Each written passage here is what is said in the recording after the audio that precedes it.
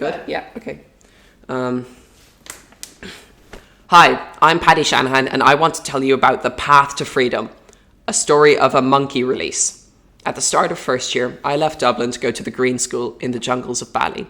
Green School looks like a huge bamboo treehouse perched high above the Ayung River, and it runs on hydropower. The school grows its own food, is filled with local and international students, and has no walls, no windows, no exams, and no homework. Some might say I just left school for 2 years and didn't learn anything, but that's not true. I didn't learn anything I needed to pass the junior cert, but I did learn about innovative science, problem solving and politics, our connection to the natural world, and what we have to do to save it. Have you ever noticed that it's easier to know what we don't want than what we do? That's because we've been trained to think in a certain way, a way that puts information before imagination. The purpose of Green School is to teach us that the future is not some place we're going to, but something that we're creating. To quote Armitage Ghosh, the climate crisis is a crisis of culture and thus of imagination. Indonesia was an incredible experience, and one of the big lessons I learned there came from living among the Balinese people, learning their language and understanding how the people's views are shaped by their environment. The contrast between Ireland's developed economy and Indonesia's developing one is stark, influencing how people think and behave. Bali, with its 5 million people, once founded its economy on rice. Now tourism has taken over, but without proper governance, some are prospering, but many are losing out to pollution, water table depletion, and the erosion of livelihoods, traditional livelihoods. Balinese Hinduism is the dominant religion, and people rise early to light incense, place flowers at the doorways, and pray. These offerings happen morning and evening without fail, and you awake and sleep to the smell of lemongrass and jasmine. There are many problems of poverty and poor education in Bali and Indonesia that's very troubling to our first world ideas. But equally, there's a kind of joy and lightness in the Balinese, who are much more connected to each other and to nature than we are. Living completely in the present, which, by the way, means they're always late because they don't put the same value on time and being punctual as we do, our lifestyle seems fast and individualistic by comparison. Where our Western view might despair at pollution and poverty, Balinese wisdom lies in seeing the world not just through our eyes, but through our hearts. Here's an example of thinking differently. Commuting to my first day of school, the car I was in hit a dog on the road and the Balinese driver did not stop. My family were shocked, but the driver couldn't understand our distress. Animal life is cheap, and he was a firm believer in reincarnation. Seeing monkeys chained to poles and stitched into baby clothes so tight their skin is cut, they can't grow properly, and their movement is stunted, in extreme discomfort, to entertain people and earn money, are not things we see here. But every day on the way to school, I used to pass a car wash with a monkey chained to a post. I was angry, but when I went to talk to the owner to see if she would release him, I realized that she loved that monkey and didn't understand that she was harming a wild animal. A monkey's brain is pretty much identical to that of a 6-year-old child. Can you imagine what would happen if you chained up a 6-year-old to an iron post in the heat and tight clothing? The same thing would happen to a monkey. They go psychotic. Through Green School, I met an amazing woman called Femke from the Jakarta Animal Aid Network, or JAN, which is an NGO based in Indonesia dedicated to animal rescue and rehabilitation. I learned that twice a year they run a monkey rescue mission.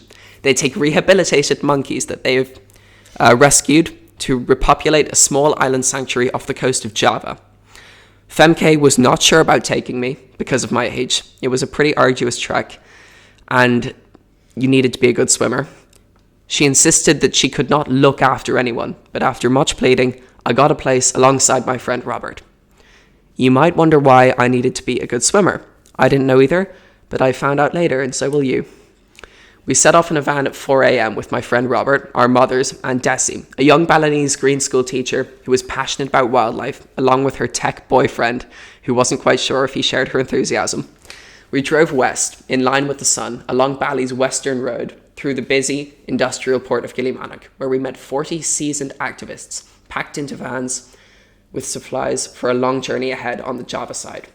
We floated over and set out to the secret location. It was a long, hot, 8-hour drive across and up towards the east, the coast of East Java. We arrived at a small city, and next door to the accommodation, bizarrely in a shopping centre, Robert and I were pleased to see a sign for a water park.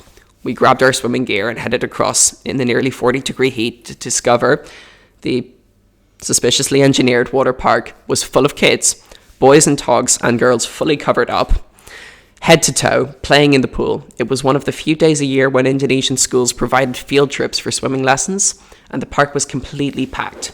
We were the only two foreign children in that town for a while. The next morning, we all gathered at 5 a.m. to set off to our secret location. Following instructions, we arrived at the beach before sunrise. Well covered and drenched in mosquito repellent, we packed water and snacks for ourselves and our monkeys, whom we would shortly meet. As I walked towards the beach, I heard the rumble of trucks arriving, and what followed was one of the most amazing experiences of my life. Some seasoned volunteers quietly started to unload the trucks. 40 steel crates, each containing a monkey. Femke gave me a syringe and a box of raisins and stationed me on the beach. She explained the monkeys had been on a long journey. They were hungry, thirsty, and frightened. They had been stuck in these steel crates for over 28 hours, eating, defecating, and sleeping in them. I was to calm them down and keep them company by feeding them raisins, by hand, water from a wide plastic syringe, and by talking to them. I was delighted. It was the best job she could have given me. The crates were all marked with a coloured heart, 2 colours for the 2 groups the monkeys were divided into. Primates organise themselves much like us, in hierarchical family groups, and it is important that the families are kept together. The younger ones become very stressed if they can't rely on their older or more experienced friends and family for support. Robert and I worked around to each group, feeding and chatting to the monkeys who seemed to like the sound of our voices. Tiny hairy hands would reach up out of the crates to grab more raisins or open their mouths for water. Some were playful, some were angry. The larger males were not happy with the confinement and rocked their steel crates from side to side, making a huge amount of noise. That would set the younger ones off, and it was a frantic job trying to keep them all calm. The team worked expertly and quietly. I noticed a photographer and thought he must be there to raise awareness. It turns out he was from Germany's National Geographic magazine, and some months later, he contacted me with a copy of a story he wrote. I was amazed to discover that he wrote the story about my journey, because it was for a children's magazine. He called it Paddy in Indonesia, Path to Freedom, and here's some of what he wrote. What an adventure! At 6 a.m, Paddy squints at the rising sun on the beach, the sandy ground and transport crates with air holes, each containing a small monkey. For the 13-year-old who is originally from Ireland but attends an environmental school on the Indonesian island of Bali, this trip is like a school project. Together with other volunteers, he's helping to return the monkeys to freedom. These animals have been captured, abused, and trained to perform tricks so that people can make money off them on the streets. But an aid organization has rescued the monkeys and is now ensuring that they are returned to nature. Where exactly? That remains a secret because hunters shouldn't find out. On the beach, Paddy feeds the monkeys through air holes in their cages one last time. Then he, the team, along with the monkeys, board cigarette boat and head towards the remote island. It's not a perfect translation because it was originally written in German, but I find it really interesting. As the sun rose, we started to move more quickly. Femke wanted to get away early to avoid hunters. The island is a secret sanctuary, and government permits were obtained for us to enter, but they were only valid for 1 day. Humans are otherwise not allowed. 8 skiff boats arrived almost silently on the shore, and we were loaded in, with the monkeys, the volunteers, everyone, in single file. The boat drivers were wearing life jackets, but there were none for us, hence the necessity of being a good swimmer. The engines sputtered on and propelled us towards the rising sun, and one of the most beautiful, pristine places I have ever seen.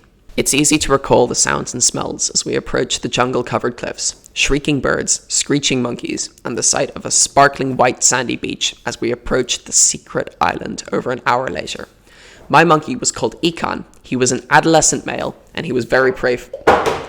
My monkey was called Ikan. He was an adolescent male, and he was very playful and demanding. His square steel crate was fitted onto a kind of rucksack carrier on my back. The crate, and the monkey inside it, was very heavy, but I hardly had the time to ponder that, as Ikan was regularly scratching my neck and pulling my hair with his little hands, demanding that I feed him more raisins. We were divided into 2 groups, as Femke explained that we were each heading to a separate destination of the island, where our family groups would be acclimatized into the wild. The heat was intense, and we set off on a 4-hour trek over and under fallen trees, up rocky riverbeds, and through jungle where no humans were allowed. I had 1 tin of travel sweets, which were quickly devoured by my teammates at the halfway stop. We were hot and exhausted, but the monkeys could smell freedom, and their excitement was building. When we finally arrived, the advanced group had set up a large netted area because the monkeys need to be contained to reunite safely with their family groups and adjust to their surroundings. They are fed for 3 days before the nets are removed, and they can integrate, well fed and adjusted, ready for their new life in the wild. As I took my monkey off my back, I was delighted to see his little face as he stared at me. Friendly this time because he knew I was the one looking after him and also the supplier of raisins. The crates were arranged so the youngest were released into the netted area first. Our leader explained that there would be pandemonium among the younger monkeys once released from their crates into the netted area, and to be prepared, but not to worry. They were just like little humans, and the babies would not be happy until the parents arrived. It was an incredible sight to watch. We stood in awe as the youngest were released first. They went berserk, jumping and screeching inside of that area. As more monkeys joined them, the mayhem grew and grew.